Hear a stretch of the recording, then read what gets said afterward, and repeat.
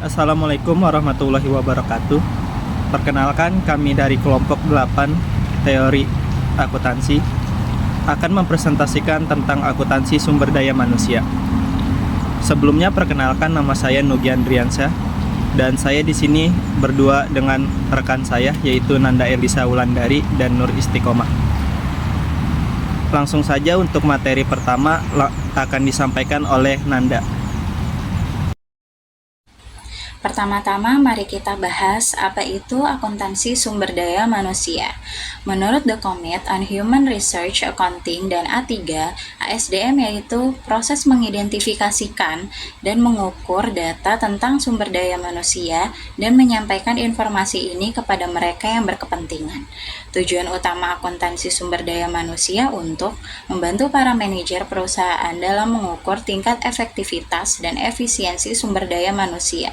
Hal ini semakin penting terutama dalam dunia bisnis yang semakin kompetitif sehingga diperlukan manajemen strategi yang tepat dalam mengelola SDM ini. Pengukuran nilai SDM. Konsep menilai SDM ini dapat diambil dari General Economic Value Theory sebagaimana aktiva fisik, individu, atau grup dapat memberikan nilai yaitu kemampuan mereka untuk memberikan jasa ekonomi di masa yang akan datang. Namun, kalau dipakai definisi aset yang berlaku saat ini dalam akuntansi, aset seperti ini dinilai tidak dapat digolongkan sebagai aset karena di perusahaan tidak dapat mengontrol pada pemiliknya. Untuk ini dikenal Human Research Value Theory. Dalam hal ini, dikenal dua teori yaitu Flamholtz Theory dan Likert and Bauer Theory. Dalam model Flamholtz Theory disebutkan bahwa untuk mengukur nilai individu maka dapat dilihat dari interaksi dua variabel. Yang pertama, the individual's condition value dan the probability that the individual will maintain membership in the organization. Conditional value adalah jumlah yang secara potensial dapat direalisasikan dari jasa seseorang yang diukur dari productivity, transferability, dan promotability. Di sini saya akan menjelaskan tentang teori Likert dan Bauer. Likert dan Bauer mereka menilai kelompok atau kemampuan produktif dari orang yang ada dalam organisasi dari suatu perusahaan atau unit yang ada di dalamnya.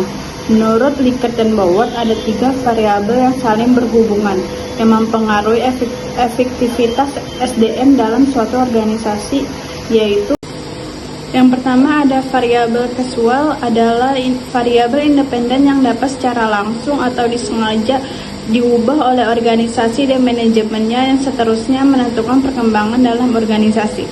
Lalu yang kedua ada variabel intervening, menggambarkan keadaan internal, kesehatan, dan kemampuan berpresentasi dari organisasi, seperti loyalitas, sikap, motivasi, tujuan, dan presentasi seluruh anggotanya.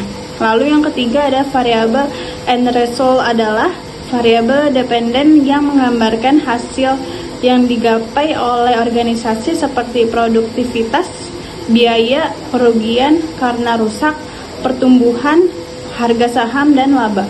Lalu di sini saya akan menjelaskan tentang biaya SDM dan jenis biaya. Untuk menentukan biaya SDM, maka telah dikemukakan berbagai teori dan model pengukuran biaya SDM ini. Kalau dikelompokkan ada 2 bagian besar, yaitu 1 Human Resource Model, yang kedua Human Resource Volume Model. Lalu ada jenis biaya. Flamholtz mengidentifikasikan 2 nilai berikut ini. Yang pertama, acquisition